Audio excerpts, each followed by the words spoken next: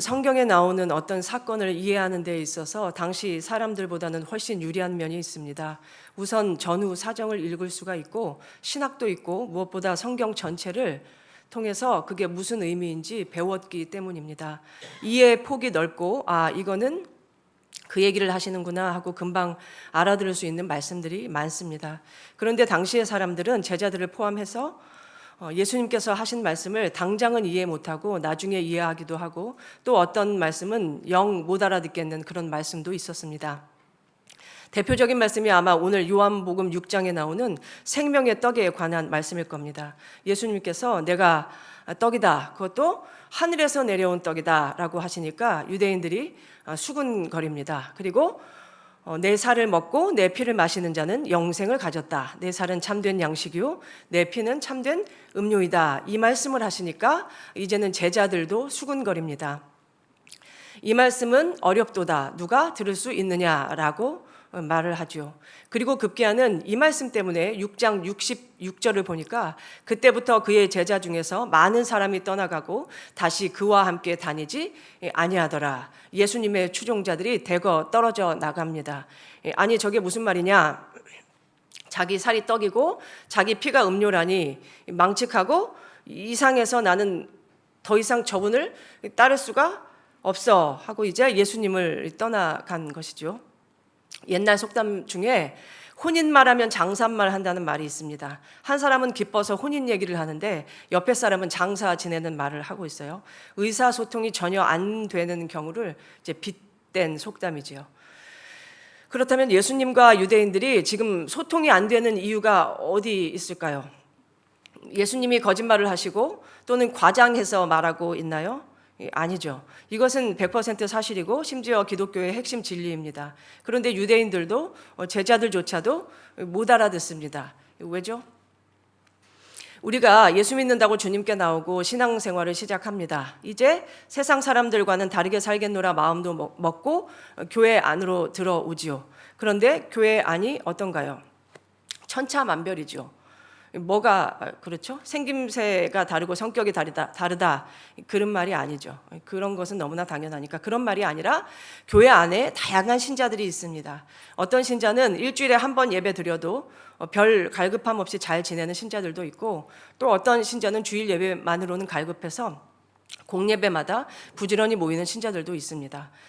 그리고 또 어떤 신자는 신앙생활이 재미있습니다. 예수 믿는 게 재밌어요. 그런데 또 어떤 신자는 신앙생활이 재미가 없어요. 억지로 하기도 합니다. 똑같은 예수님을 믿는데 신앙의 깊이나 넓이가 사뭇 다른 것을 봅니다. 그 이유가 뭘까요?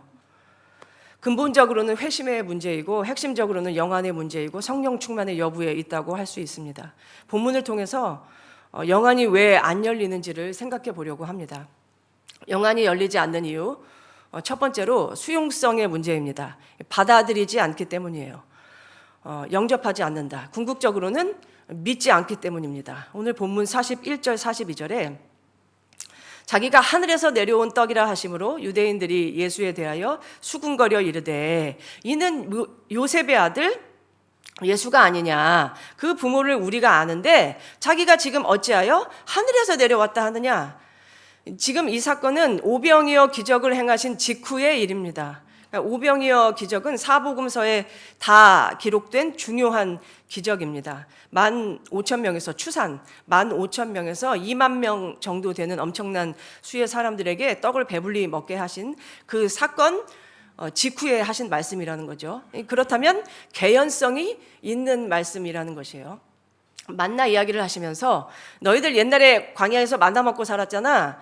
그거 하나님이 주신 거지 모세가 준 거 아니야 라고 얘기를 하세요. 그 실제로 만나가 하늘에서 내려왔잖아요. 땅에서 솟은 게 아니고. 그래서 만나, 하늘, 오병이어 이런 것들이 한번 종합해서 생각해 보세요.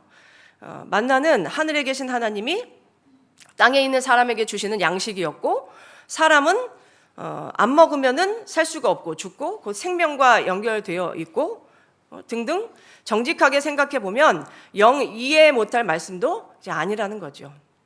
그런데 이들은 우리가 요셉도 알고 마리아도 아는데 무슨 자기가 하늘에서 왔다는 소리를 해? 하고 수군거리는 거예요.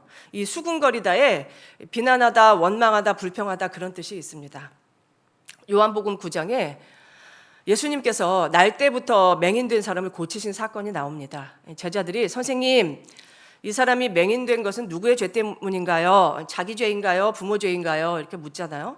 근데 예수님이 그러시죠. 그런 거 없고 하나님이 고치실 수 있어. 그리고는 이제 침에 흙을 이겨서 맹인의 눈에 발라주시고 실로암 못에 가서 씻어라 이렇게 하시죠. 그래서 씻었더니 눈을 떴어요. 이제 보는 거죠. 이 일로 이 맹인이 바리새인들에게 여러 번 소환됩니다. 어떻게 된 거냐?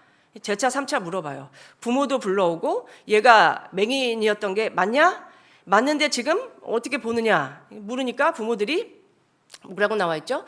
출교될 게 두려워서 그가 성인이니까 그에게 직접 들어라 이렇게 하죠. 그래서 이 맹인이었다 눈뜬 자가 이렇게 말해요. 이 부분을 그 드라마 바이블로 들으시면 훨씬 실감나게 그 연기를 하는데요. 이 사람이 같은 말을 왜 자꾸 묻느냐고 막 이제 한숨을 쉬면서 이렇게 얘기해요. 요한복음 9장 30절에서 이상하다. 이 사람이 내 눈을 뜨게 하였으되 당신들은 그가 어디서 왔는지 알지 못하는도다. 하나님은 죄인의 말을 듣지 아니하시고 경건하여 그의 뜻대로 행하는 자의 말은 들으시는 줄을 우리가 아나이다. 창세 이후로 맹인으로 난 자의 눈을 뜨게 하였다 함을 듣지 못하였으니 이 사람이 하나님께로부터 오지 아니하였으면 아무 일도 할 수 없으리이다. 이렇게 얘기해요. 여러분, 그러면 이 맹인이 지금 육체의 눈만 떴나요? 영의 눈도 떴나요? 예수님을 가리켜서 이 사람은 하늘에서 온 사람이다 라고 고백을 하고 있어요. 그리고 뒤에 읽어보시면 정말 더 감격스러운 내용이 나오죠. 고린도 후서 4장 13절에 바울이 이런 말을 해요. 기록된 바 내가 믿었음으로 말하였다 한 것 같이 우리가 같은 믿음의 마음을 가졌으니 우리도 믿었음으로 또한 말하노라. 바울이 지금 우리도 같은 믿음의 마음을 가졌다 그래요. 옛날 선조들이 믿었던 것처럼 우리도 동일하게 믿는다는 거죠. 그런데 믿음이 뭐래요? 마음에서 나온대요. 그러니까 믿음은 마음의 문제라는 거죠. 그래서 로마서 10장 10절에 사람이 마음으로 믿어 의에 이르고 입으로 시인해서 구원에 이른다 라고 하신 것이죠. 또 바울이 고린도후서 5장 7절에서는 이렇게 얘기해요. 우리가 믿음으로 행하고 보는 것으로 행하지 아니함이로라. 무슨 말이죠? 이 부분이 지금 바울이 하늘에 있는 집에 대한 이야기를 하는 부분이에요. 근데 바울이 하늘에 집 있는 거 봤나요? 그 얘기예요. 내가 눈으로 봐서 말하는 게 아니고 믿기 때문에 말하는 거야. 봤기 때문에 전하는 게 아니고 믿기 때문에 전하는 거야. 뭐를요? 복음을. 그런데 오늘 요한복음 6장이 길잖아요. 6장 36절에는 예수님께서 그 무리들을 향해서 이렇게 얘기하세요. 너희는 나를 보고도 안 믿는구나. 보고도 안 믿는구나. 라고 말씀을 하세요. 사실 이들은 예수님 자신이 떡이라는 말씀이 어려워서 받아들이지 않은 게 아니에요. 왜 그럴까요? 요한복음 6장 15절에 이런 말씀이 있잖아요. 그러므로 예수께서 그들이 와서 자기를 억지로 임금 삼으려는 줄 아시고 다시 혼자 산으로 떠나가시니라 라고 나와요. 오병이어를 경험한 이들이 예수님을 임금 삼으려고 억지로 데려가려고 했단 말이죠. 그런데 그것을 가리켜서 주님은 이렇게 얘기하시잖아요. 26절에서 그들을 향해서 너희가 나를 찾는 것은 표적을 본 까닭이 아니요 먹고 배부른 까닭이라. 전곡을 찌르시는 거예요. 먹고 배부른 까닭이라 전곡을 찌르세요. 그러니까 이들이 예수님 자신이 떡이라는 말씀이 어려워서 받아들이지 않은 것이 아니고 그 떡 필요 없고 진짜 떡, 예수님 살 말고 진짜 떡, 진짜 먹을 수 있는 떡, 그거 원한다는 것입니다. 고린도전서 12장이 이제 은사장이잖아요. 은사장에 믿음도 은사예요. 믿음이 은사라는 게 나와요. 어떤 사람이 예수를 잘 믿어요. 그건 자기 믿음이 원래 좋아서가 아니라 성령이 준 선물이에요. 예수 잘 믿는 것도 선물이에요. 여러분 신앙생활을 오래 하셨잖아요, 우리가. 그럼 예수님의 부활을 내가 의지적으로 믿나요? 믿어지나요? 동정녀 탄생이 안 믿어지는데 우리가 억지로 믿어주는 건가요? 아니면 자연스럽게 그냥 받아들여지고 자연스럽게 믿어지나요? 우리는 믿어져요. 그렇죠? 그게 자연스러운 게 아니고 사실은 성령께서 우리 안에 어떻게 해놓으신 거예요. 그렇죠. 우리는 별 노력 안 해도 그런 것들이 그냥 받아들여지고 믿어져요. 왜요? 성령께서 믿음을 주셨으니까. 성령의 은사는 누구에게나 열려 있습니다. 믿는 자들에게 주시는 하나님의 선물이에요. 받아서 힘있게 일하라고, 교회를 세우고 복음을 확장해 나가라고 주신 선물이란 말이죠. 공짜예요. 공짜. 그런데 못 받는 사람들이 있습니다. 이유가 뭐예요? 수용하지 않아서예요. 원함이 없어서예요. 다른 건 원하는 게 많은데 그런 거는 원하지 않아서예요. 영생에 대한, 사실 이제 이곳을 제가 소년부 아이들한테 설명하는데 요새 어린 아이들은 그 모델하우스 개념도 모르더라고요. 옛날에는 왜 아파트 지으려면 모델하우스 짓고 진짜 아파트 있고 그랬잖아요. 그래서 진짜 아파트 다 지으면 모델하우스는 그냥 다 허물어버리고 거기가 우리 들어가서 하는 그거잖아요. 그거를 설명하는데 애들이 그 모델하우스 못 알아듣더라고요. 그러니까 여기가 모델하우스고 진짜 살 집이 저 위잖아요. 이제 그런 것에 대한, 영적인 것에 대한 실제적인 믿음이 있지 않아서예요. 어떤 사람은 교회 다니는데 내가 다 믿는데 처녀가 아기 낳은 것은 못 믿겠어 라고 말하는 사람은 봤어요. 제가 실제로. 대학교 교수님이셨어요. 교회 다니세요. 그리고 다 믿는데 부활은 못 믿겠어. 봤어요. 이것도 실제로. 다 믿는다는 건 부활을 안 믿고 동정녀 탄생을 안 믿는데 다 믿는 거는 그 다에는 뭐가 들어갔는지 모르겠어요. 다 믿는데요. 그 두 개 빼고는. 그러니까 이런 식으로 예수님에 대한 모든 것을 영접하지 못하고 믿지 못하면 영안이 안 열리는 거죠. 고신에 성령론 전공하신 그 일그러진 성령의 얼굴, 일그러진 한국교회의 얼굴, 우리 제자반에서도 책 본 것 같은데요. 그 책을 쓰신 박영동 교수님이 성령론을 전공하셨는데 이렇게 얘기하셨어요. 성령은 수줍은 새색시의 얼굴을 하고 있대요. 그러니까 왜 그렇게 표현하셨느냐면 성령은 우리가 믿을 때 조용히 다가오신대요. 과격하게 아니고 조용히. 그런 얘기 하시더라고요. 박영동 교수님이 신학교 은퇴하시고 목회하시는 교회가 있는데 그 교회 이름을 제가 처음 들었을 때 그런 생각을 했었어요. 교회의 목적을 가장 잘 담고 있는 이름이다. 이름이 뭘까요? 작은 목자들 교회예요. 목자들 교회. 지금 목자님들 많이 오셨잖아요. 작은 목자들 교회. 그러니까 예수님 부활 승천하시면서 교회에 주신 명령은 딱 두 개예요. 뭐죠? 성령 받아라, 제자 삼아라. 그 두 개가 끝이에요. 성령 받아라, 제자 삼아라. 믿는 사람들이 성령 받고 제자가 돼서 나같이 예수님 따르는 사람을 1명, 2명, 3명 계속 만들어내야 된다는 거예요. 그래서 다 작은 목자의 소명을 이루라는 것이에요.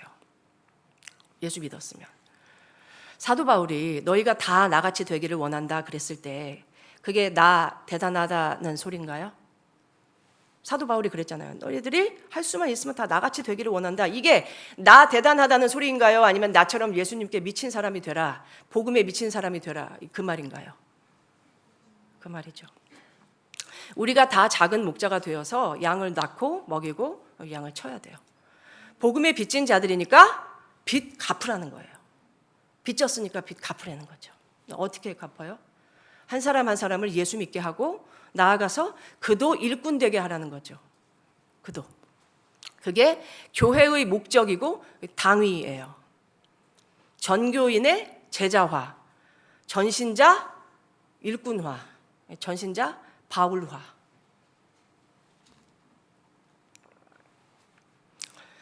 성경에 영안이 열린 대표적인 사람들이 있어요. 누구죠?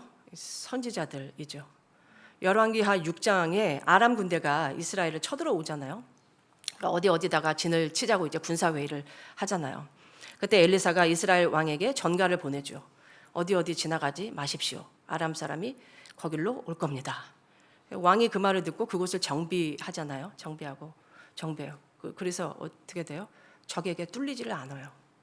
뚫리질 않죠. 그런데 그런 일이 한두 번이 아닌 거예요. 한두 번이 아닌 거예요. 아람 왕이 열받았어요. 누가? 우리 중에 내통자가 있다는 거예요. 우리 중에 배신자가 있다는 거예요. 우리 회의하는 거를 누가 다 그쪽에다 전하냐? 이래요. 그러니까 신하 중에 한 사람이 아닙니다. 그 나라에는 엘리사라는 선지자가 있어서 왕이 침실에서 하는 말도 다 압니다. 다 자기 왕에게 그래서 알려줍니다. 이렇게 말하잖아요. 얼마 전에 우리 새벽기도 묵상 계속 민수기 하고 있잖아요. 민수기 11장에서 제가 이제 그 부분이 제 담당이었어서 민수기 11장에서 왜 메닷과 엘닷 이야기 나오잖아요. 그 메닷과 엘닷이 성령 받아서 진영에서 예언하니까 한 소년이 모세에게 가서 전하잖아요. 그러니까 여호수아가 옆에 있다가 그렇게 못하게 하라고, 예언하지 못하게 하라고 하잖아요. 말리라고 하잖아요. 그러니까 모세가 뭐라 그러죠? 네가 나를 두고 시기하느냐? 여호와께서 그의 영을 그의 모든 백성에게 주사 다 선지자 되게 하시기를 원하노라 그러잖아요. 그게 복음이에요. 성의학교의 김웅전 목사님이 우리나라 사람으로는 아마 최초로 히브리 대학을 나온 분일 건데요. 그분이 생전에 그런 말씀을 하셨어요. 요즘 신학생들 중에는 선지자 정신을 가진 사람들이 없어, 이런 얘기를 하셨어요. 저는 여러분들이 다 선지자 정신을 받으셔서, 선지자 정신이라는 게 뭐예요? 시대를 깨우는 영성이겠죠. 사람을 깨우는 영성. 엘리 제사장 같이 죽은 영성이 아니고 살아있는 영성. 그 영성 받아서 힘있게 주님의 일을 하시기를 바라요. 성경에 이 수용성 문제에 실패한 대표적인 인물이 있습니다. 누굴까요? 부자 청년이에요. 부자 청년은 아마 고위직 공무원이었을 거예요. 젊은 나이에 재산을 많이 모은 고위직 공무원이었을 건데, 어느 날 그도 역시 예수님의 소문을 듣죠. 그리고 찾아가죠. 왜? 경건한 사람이니까. 그 사람은 경건한 사람이었어요. 그리고는 묻죠. 선한 선생님, 무슨 선한 일을 해야 영생을 얻을 수 있나요? 그런데 이 청년은 예수님을 부를 때부터, 부르는 호칭에서부터 예수님께 혼났어요. 왜 혼났어요? 왜 나를 선하다고 하느냐? 선한 분은 하나님 한 분밖에 없는데 영생하기를 원하니? 그럼 네 재산 다 가난한 사람들 나눠주고 너는 나를 따라. 그러면 영생해. 그러면 돼. 이랬어요. 그런데 이 청년이 재산이 얼마나 많았는지 근심하면서 예수님을 떠나요. 아마도 그 청년은 영안은 안 열린 채 계속 부자로는 살았을 거예요. 영안이 안 열리는 두 번째 이유는 45절에 나와요. 45절에 제가 읽을게요. 선지자의 글에 그들이 다 하나님의 가르침을 받으리라 기록되었은즉 아버지께 듣고 배운 사람마다 내게로 오느니라. 여기서 말하는 선지자의 글은요, 이사야 54장 13절이에요. 그 말씀을 말하는데요. 이사야 54장 13절에 이렇게 나와요. 네 모든 자녀는 여호와의 교훈을 받을 것이니 네 자녀에게는 큰 평안이 있을 것이며. 자, 여기에서 이 교훈을 받을 것이니, 내 모든 자녀는 여호와의 교훈을 받을 것이니, 이 부분을 난회주에서, 여러분들 그 주석성 그 관주 성경 보면은 여기 옆에 막 써 있잖아요. 그걸 난회주라 그래요. 그 난회주에서 이렇게 써 있어요. 교훈을 받을 것이니를 뭘로 번역했냐면 제자가 될 것이니, 이렇게 번역했어요. 제자가 될 것이니. 그러니까 무슨 말이죠? 선지자의 글에 이렇게 써 있듯 아버지께 듣고 배운 사람은 내게로 오게 돼 있어. 그런 얘기 하시는 거죠. 비슷한 말씀을 요한복음 10장에서도 하셨죠. 예수님께서 뭐라고요? 내 양은 내 음성을 듣게 돼 있어. 그렇죠? 그리고 나는 그들을 알아. 그리고 그들도 나를 알아. 그리고 나를 따르지. 같은 말씀.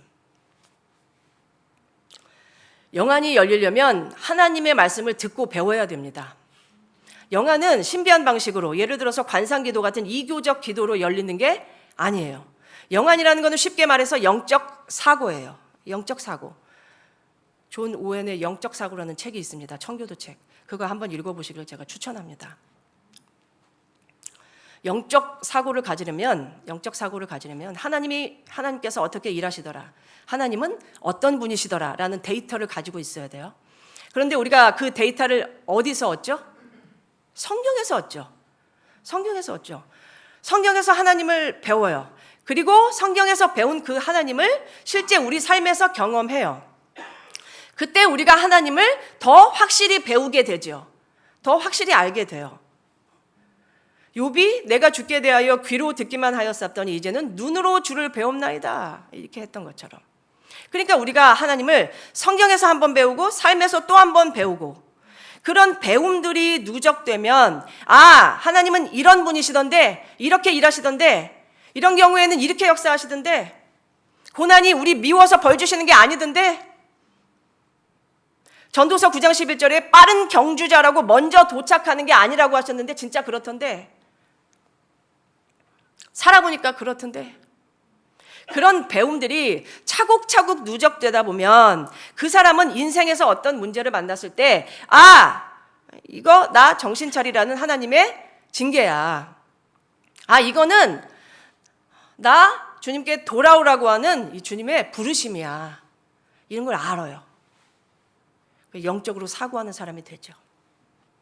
지난주에 하경 삶에도 나왔죠. 당신은 하나님의 심판이 이미 왔다고 생각하십니까? 아직 안 왔다고 생각하십니까? 그 질문이 있었잖아요. 하인리 법칙이라고 어떤 안 좋은 일이 오기 전에는 1대 29대 300 들어보셨죠? 1대 29대 300. 어떤 안 좋은 일이 하나가 오려면은 300번의 징후와 29번의 경고가 있은 후에 하나 그 안 좋은 게 온대요. 이제 그걸 이제 산업재해 현장에서 쓰잖아요. 작은 이제 그거를 간과하고 무시하지 말고 그 왜 그런지 원인을 찾아라 이제 그러잖아요. 그래서 얼마 전에 분당의 다리가 무너져서 인사사고가 났는데 그 다리가 원래부터 그 문제가 있었던 다리라고 해요. 원래부터, 이전부터.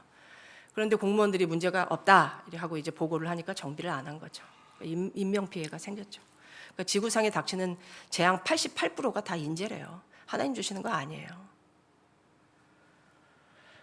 그러면 우리가 살면서 개인적으로, 교회적으로, 국가적으로 어떤 일을 만나요. 그러면은 좋은 일이야 우리가 그런 생각하나요? 좋으니까 좋죠. 근데 이제 그런 일은 그럴 수도 있지라고 생각할 수도 있지만 영적 사고로 들여다볼 수도 있다는 거죠.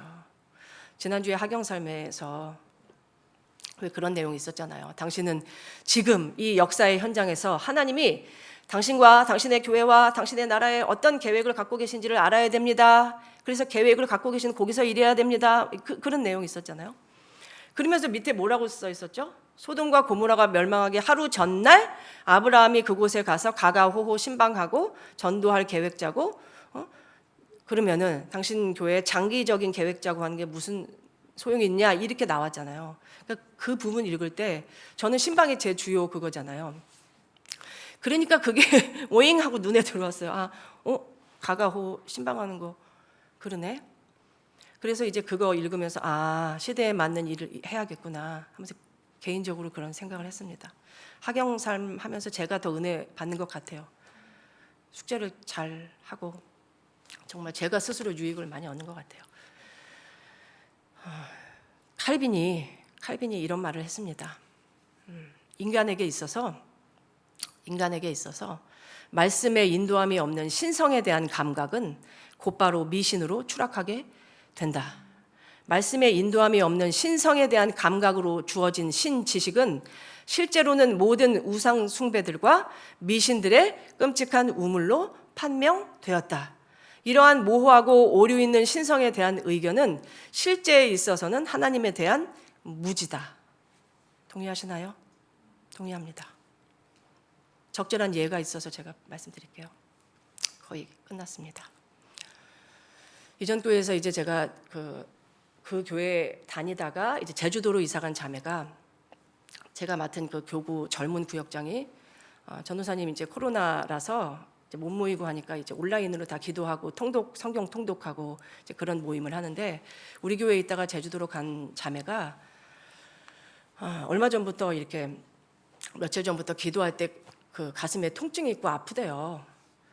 근데 그러면 그렇게 되게 아프대요. 되게 아프면 병원을 가야 되는데 이상한 거는 다른 땐 괜찮대요. 근데 기도만 하려고 그러면 아프대요. 기도할 때 아프대요. 그래서 상담을 해달라고 해서 제가 전화 통화를 하는데 그 처음에는 이렇게 잠이 일면식도 없으니까 이렇게 이야기 주고받고 뭐 그 신앙의 배경, 뭐 어디 교회에서 신앙생활했냐 그랬더니 성결교회에서 신앙생활했었고 부모님 뭐 자기 혼자 믿고 하여튼 그런 얘기를 해요. 그래서 이제 그런 얘기하다가 이제 점점 좁혀 들어가면서 어떤 그거를 찾을 수 있는 지점에서는 제가 좀 자세하게 물어보는 게 있어요. 되게 자세하게 물어봐요. 근데 그 포인트를 찾았어요. 어떻게 찾았냐면 그냥 이야기하는 이렇게 흘러가는 중에 껴있어서 잘 모를 수 있었는데 그렇게 해서 그 지점에서 제가 이렇게 캐물었더니 이 자매가 그런다는 거예요. 기도할 때 기도 많이 하고 자매가 그 제주도 공무원 몇 급이고 똑똑해요. 똑똑하고 기도 많이 하고 성경도 많이 읽는데 본인이 기도할 때 그 예수님 십자가에서 달려가지고 그 못 박히신 그 모습 있잖아요. 피 흘리고 그런 모습.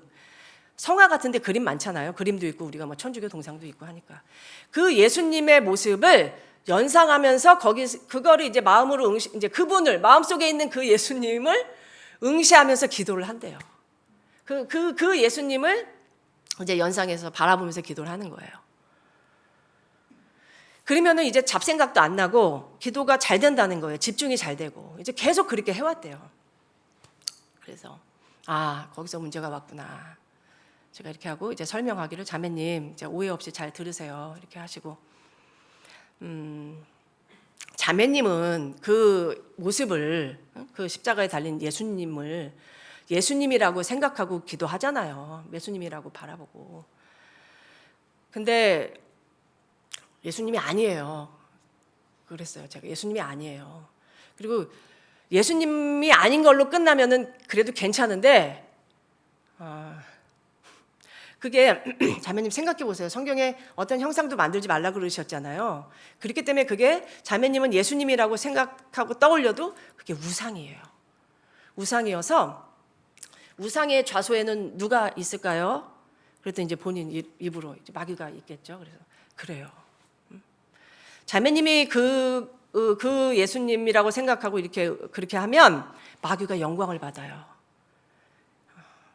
그래서 예전에는 그 성화 이런 그림 많았는데 개혁신학 뭐 이후로는 그렇게 그림 그리는 것도 하지 말라고 막 그러잖아요. 예수님 어떻게 생겼는지도 모르는데 막 그림 그리고 그러잖아요. 그래서 성화 굉장히 싫어했던 목사님들도 계셨어요.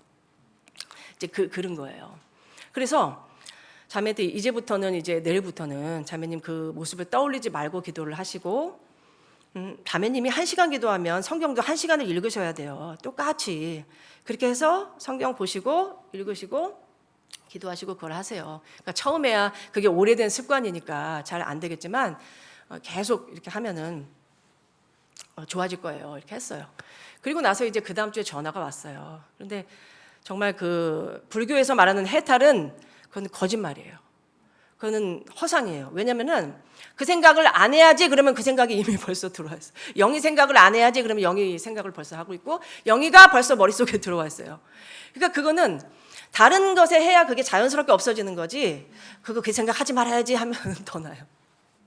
그래가지고 이 자매가 그 한 이틀째 되는 날까지도 계속 그 가슴이 아프고 심장이 아프고 그게 있었대요. 근데 3일째 되는 날 정도 되니까 그게 안 아프더래요.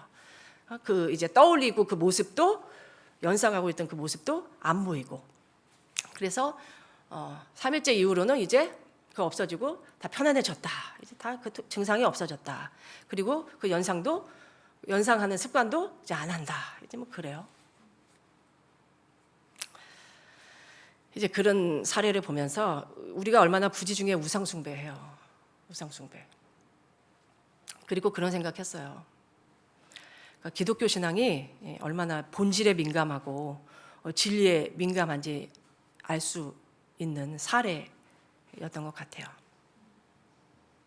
오늘 이 말씀 때문에 추종자들이 다 떠나갔어요.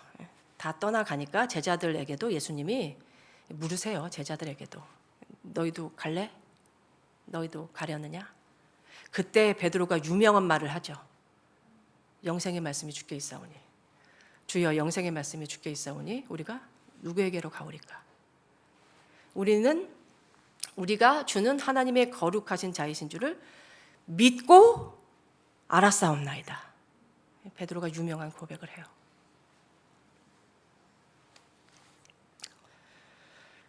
영안이 열리는 방법은 예수님을 영접하고 믿으면 됩니다. 그런데 파편적으로 믿으면 안 되고 다 믿어야 돼요. 다. 예수님이 전지전능하신 하나님이시고 예수 안에 답이 다 있고 그리고 그분은 누가 뭐래도 나를 사랑하시고 그거를 믿으시면 돼요. 그것을 굳게 믿으시면 됩니다. 그리고 그분이 하신 말씀 한 절 한 절을 부지런히 듣고 배우십시오. 베르야 사람들처럼 범사에 간절한 마음으로 말씀을 받고 항상 말씀 거기에 천착하셔야 돼요. 천착하십시오. 날마다 나 자신에게 복음을 전하라라는 책이 있어요. 날마다 나 자신에게 복음을 전해라 라는 책이 있어요. 우리는 복음을 처음 믿을 때 한 번만 들으면 된다고 생각하지만 아니에요. 아니에요. 우리는 날마다 복음을 들어야 되는 사람들이에요. 우리가 날마다 복음을 들어야 돼요. 어느 날은 저도 믿음이 없을 때 저 자신에게 복음을 전해요. 수시로 우리는 믿음이 없고 육신의 생각이 다 몰려오고 그러잖아요. 내 자신에게도 복음을 전해야 돼요. 그래서 영안이 이미 열린 분들은 더 열리고 안 열린 분들은 다 활짝 열려서 주의 일들을 힘있게 감당하시기를 빕니다.